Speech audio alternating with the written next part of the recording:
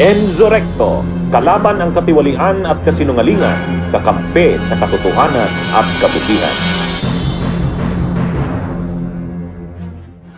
Nahihibang na talaga itong si Harry Roque sa kanyang mga pinagsasabi dito sa kanyang vlog. Biruin ninyo mga kabunyog, kailangan na raw palitan itong si PBBM. Dahil wala na raw ito sa tamang pag-iisip at dapat raw ipalit dito ay yung may matinong pag-iisip at karapat-dapat raw na mamuno sa ating bansa. Sino ba ang tinutukoy nitong si Roque? Walang iba mga kabunyog kundi itong si Sara Duterte. Dahil po mga kabunyog, pinagbasehan niya po kasi itong naging latest survey ng Pulse Asia na kung saan sumadsad ang rating nitong si PBBM. At tumaas naman ang rating nitong si Sara Duterte. President Bongbong Marcos's approval and trust ratings suffer a major decline in March, while Vice President Sara Duterte's ratings see an improvement, according to Pulse Asia. In its latest Ulat ng Bayan survey, Pulse Asia says Marcos's approval rating fell by 17% from 42% in February to 25% in March. On the other hand, Duterte's approval rating rose from 52% in February to 59% in March. Pulse notes Duterte is the only top official among the 4 highest-ranking officials who experienced an improvement in her approval ratings. Senate President Cheese Escudero's approval figure declined by 8 percentage points from 47% in February to 39% in March. The approval ratings of House Speaker Martin Romualdez dropped from 17% in February to 14% in March. The most recent survey also shows Marcos's trust rating declined significantly from 42% in February to 25% in March. Meanwhile, Duterte's trust rating improved from 53% in February to 61% in March. Pulse Asia's survey was conducted a month after Duterte was impeached by the House of Representatives. The survey period was also conducted after the Vice President's father, former President Rodrigo Duterte, was arrested upon the order of the International Criminal Court. Dahil dito, nagyabang itong si Roque na wala na raw tiwala ang mga tao sa ating presidente at dapat na raw itong palitan nitong si Sara Duterte. Anyway, para po sa iba pang mga sinabi nitong si Harry Roque, panoorin po natin ito. Balikan po natin ang turo ng ating may kapal. Kinakailangan po magpakumbaba at kinakailangan mandilbihan ng tapat. Marcos Jr., ngayong 28 at 29% na ang iyong approval at trust rating, paano ka magpapakumbaba? At paano ka magbibigay ng tunay na serbisyo sa bayan ngayon? Isa lang ang pwede mong gawin. Magbitiw ka na sa presyo. Sumunod ka sa turo ng ating Panginoon, magpakumbaba ka, umamin ka na ikaw ay wala sa tamang pag-iisip, umamin ka na ikaw ay may bisyo, umamin ka na hindi mo na magagawan ng remedyo ang problema ng bayan, magbitiw ka na at hayaan mo na yung mga nasa tamang pag-iisip ang pumalit nang sa ganon tayo naman ay makaahon sa ating mga problema. Congratulations naman po kay Inday Sara Duterte at nalaman naman po natin na bumalik na po sa napakataas na approval at trust rating ang VP Sara. Hindi ko na po sasabihin ang numero dahil alam naman po natin yan.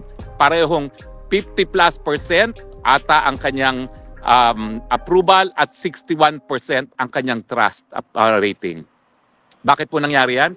Dahil dun sa pinakita niyang pagmamahal sa kanyang ama, unang-una, talagang ang mga Pilipino binibigyan ng malaking halaga ang pamilya. Mantakin niyo yung ginawa niya, talagang tinigil niya ang buhay niya ng 3 linggo at ginugol niya para sa kanyang ama dito sa dahig. At bukod pa dyan, kahit anong putik na binabato sa kanya, tignan niyo po ha, tahimik lang ang Inday Sara. Patuloy na naninilbihan, nakikinig sa mga problema ng taong bayan, nakikiramay doon sa mga problema ng taong bayan. Kaya kung gusto umakyat ang trust and approval rating, sundan po natin ang yapak ng Panginoon, magsilbi ng tama sa ating mga kababayan. Yan mga kabunyog, ito po yung sinabi nitong si Harry Roque na dapat na raw bumaba sa pwesto itong si PBBM at palitan ang taong may matinong pag-iisip at iyon raw po ay itong si Sara Duterte. Hay naku! Tama ba yung narinig natin mga kabunyog na si Sara Duterte ay mayroong tamang pag-iisip at karapat-dapat na maging isang presidente? Grabe, nai-imagine ko lang itong ideyang ito ay nasusuka na ako. Kung itong si Sara Duterte lang ang magiging presidente natin ay wag na lang, dahil ayaw naman natin na magkaroon ng isang pinono na war freak at magnanakaw, diba? Ito mga kabunyog, panoorin po natin ito. At iyong matatanto na hindi karapat-dapat maging isang presidente ang babaeng ito. Una na dito yung hindi maipaliwanag na paggasta ng pera ng taong bayan sa loob lang ng 11 days na nagkakahalaga ng 125 million pesos na kung saan mayroon mga butas na nasilip ang COA at napag-alaman na ang nag-claim ay mismong si Sara din, gumawa lang ng peking pangalan para mapagtakpan ang kanyang pagnanakaw. At kung matatandaan po ninyo itong tagpong ito na kung saan nagwala at nagalit itong si Sara dahil raw sa paggigipit sa kanyang mga staff at nauwi pa sa pagbabanta laban sa ating Pangulo.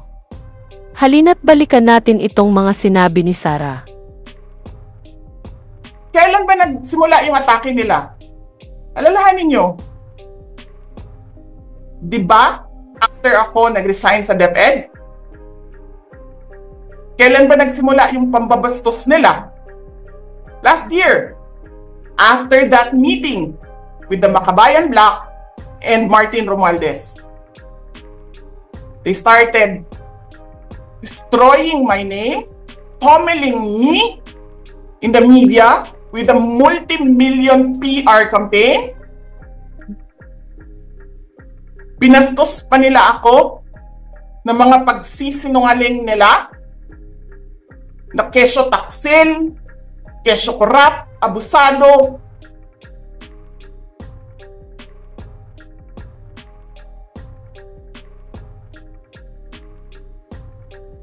Sino ang korap? Yung mga congressman na yan na nag-hearing, anong sinasabi nila? Pagkatapos, pag na-off na ang mic, pag wala ng media, pasensya na kayo ha. Kailangan kasi namin ng pera. Mag-eleksyon na kasi. Pakisabi kay Sara ha. Hindi ko naman gusto tong ginagawa ko eh. Hindi mo pala gusto ginagawa mo eh. Bakit mo sinisira pangalan ko? Joel Chua. Huwag ka mag-alala ma'am sa security ko. Kasi may kinausap na ako na tao. Sinabi ko sa kanya, kapag pinatay ako, patayin mo si BBM, si Lisa Araneta, at si Martin Romualdez. No joke. No joke. Nagbilin na ako ma'am. Pag namatay ako, sabi ko, huwag ka tumigil na hanggang hindi mo mapatay sila. And then he said yes. At sino naman ang hindi makakalimot sa pangbubugbog niya sa isang sheriff doon sa Davao, na imbes na kausapin at pagsabihan na lang sa nagawang pagkakamali, ay nagawa pang pagbuhatan ng kamay. This is Sara Duterte, Mayor of Davao City. This is Sara Duterte when things don't go her way. Yan ba mga kabunyog ang gusto ninyong maging isang presidente sa darating na panahon? Tila mas malala pa ito sa kanyang tatay pag naupo ito sa palasyo dahil posibleng dadanak na naman ang dugo dito sa Pilipinas. At siguradong gagawin din nito ang ginawa ng kanyang ama kung magkataon na maging presidente ito. Kaya Harry Roque, ito ba ang mayroong tamang pag-iisip? To be honest, wala sa kanya ang kwalifikasyon na maging isang presidente. Kaya mga kabunyog, sa susunod na halalan sa pagka-presidente, maghalal tayo ng isang presidente na makatao at makadiyos, at hindi brutal kung mag-isip, at hindi dinadaan sa kamay na bakal ang lahat ng problema sa ating bansa. Anyway, dito na lang po ang aking topic. Mabuhay po tayo mga kabunyog. Bunyog, bunyog, halikan na kasama ka.